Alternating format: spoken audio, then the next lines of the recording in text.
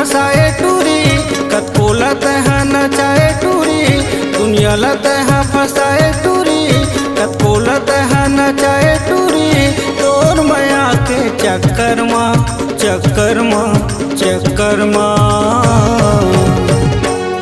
कृष्ण पाटिल के चक्कर में झन पड़बे, समझाते वो खोपचम। कृष्ण पाटिल के चक्कर में झन पड़बे, समझाते वो खोपचम।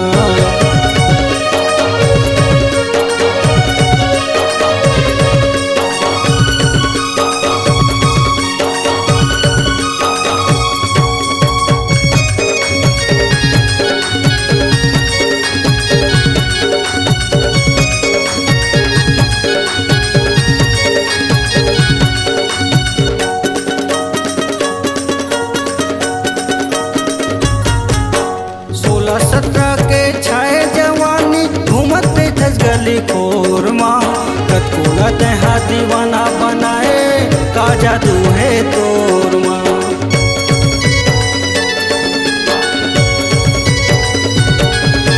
16-17 के छाए जवानी घूमते थस गली खोर माँ, कतकोला तहा दीवाना बनाए का जादू है तोर माँ। कतकोला तहा दीवाना बनाए का जादू है तोर माँ। चारे छे दिन के जवानी के राहत ले, चारे छे दिन के जवानी के राहत ले, जैसे चाटी झूमे गुड़ शक्कर माँ, शक्कर माँ, शक्कर माँ। कृष्ण पाटिल के चक्कर में झन फसबे, समझाते ओह खोपचम। कृष्ण पाटिल के चक्कर में झन फसबे, समझाते ओह खोपचम।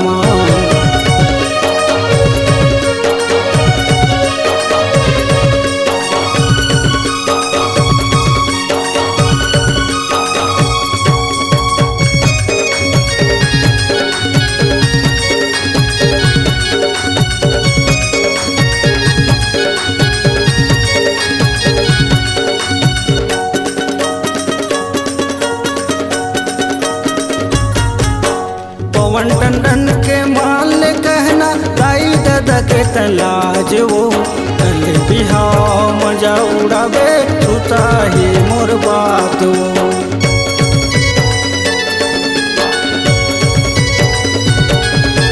पवन टंडन के ते माल ने कहना दाई दादा के तलाज वो, कल बिहाव मजा उड़ावे छूता ही वही बात वो। कल बिहाव मजा उड़ावे छूता ही वही बात वो। गर्भ को मानता है झनकर टूरी, गर्भ को मानता है झनकर टूरी, पड़बे एक दिन लफड़ा माँ, लफड़ा माँ, लफड़ा माँ।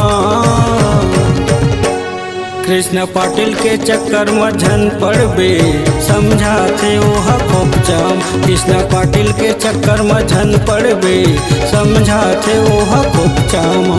दुनिया लतहा फसाए टूरी, कतको लतहा नचाए टूरी, दुनिया लतहा फसाए टूरी, कतको लतहा नचाए टूरी, तोर माया के चक्कर माँ, चक्कर माँ, चक्कर माँ। कृष्ण पाटिल के चक्कर में झन पड़बे, समझाते ओह खोपचम। कृष्ण पाटिल के चक्कर में झन पड़बे, समझाते ओह खोपचम।